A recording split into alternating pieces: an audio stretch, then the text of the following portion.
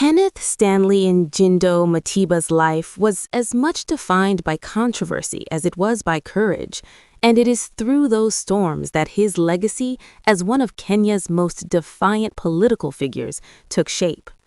His name remains inseparable from the bitter divisions that weakened Kenya's opposition in the early 1990s.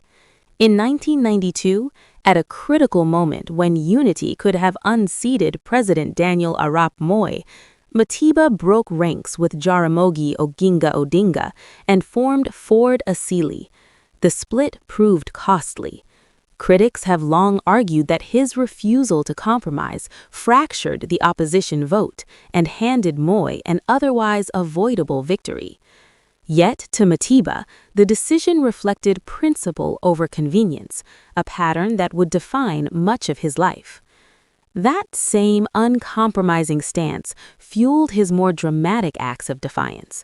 Disillusioned by what he viewed as a manipulated democratic process, Matiba publicly burned his voter's card in 1997, rejecting participation in elections he believed lacked legitimacy.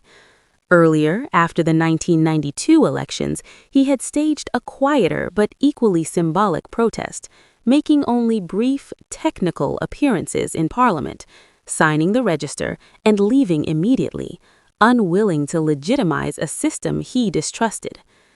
His political relationships were equally turbulent. A long-standing rivalry with Mwai Kibaki exposed deep fractures within Kenya's leadership, particularly in the contest for central Kenya's political influence. Matiba reportedly rejected coalition overtures, a move some insiders attributed not only to ideological differences, but also to personal rivalry. Meanwhile, his business life became entangled in disputes as his health declined, including a high-profile fallout with longtime associate Chris Madigal during battles over debt and receivership. Even after his death, controversy lingered around his business empire. Legal battles revealed that some of his coastal hotel properties stood on land later ruled to have been illegally acquired, with claims that Matiba himself may have been misled during the purchases. His prolonged conflict with Barclays Bank over debts exceeding Kenya shillings 1 billion also became politicized, with supporters framing it as part of a broader effort by the state to economically cripple him due to his activism. These controversies, however, were inseparable from his larger political struggle. Born on 1 June 1932 in Kiangima village in Murang'a County, Matiba rose from modest beginnings as the firstborn in a family of 7. His father, Stanley Njindo Matiba, was a respected teacher who instilled in him a strong sense of discipline and ambition. Matiba's academic journey took him from Kahuya Primary School to Alliance High School, where he came under the mentorship of the legendary Carey Francis, and later to Makerere University, then East Africa's premier institution. There, he earned a Bachelor of Arts degree along with a diploma in education, setting the stage for an extraordinary career. At just 31 years old, on the eve of Kenya's independence in 1963, Matiba became the country's youngest permanent secretary, serving in the Ministry of Education before moving through key government roles in commerce, home affairs, and cooperatives. His rapid rise marked him as one of the most promising administrators of his generation. He later transitioned into business, building a vast empire that spanned hospitality, education, agriculture, and media. His Alliance group of hotels became a recognizable brand, while institutions like Hillcrest Preparatory and Secondary School established his influence in education. He also ventured into agriculture through Wangu Investment Company and into media with the founding of the People newspaper, giving voice to political discourse during a turbulent era.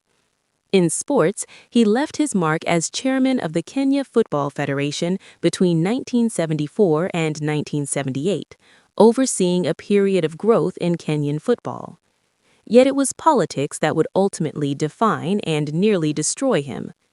After serving as MP of Nbiri and holding several ministerial positions, Matiba made a dramatic exit from government in 1988, protesting electoral malpractice.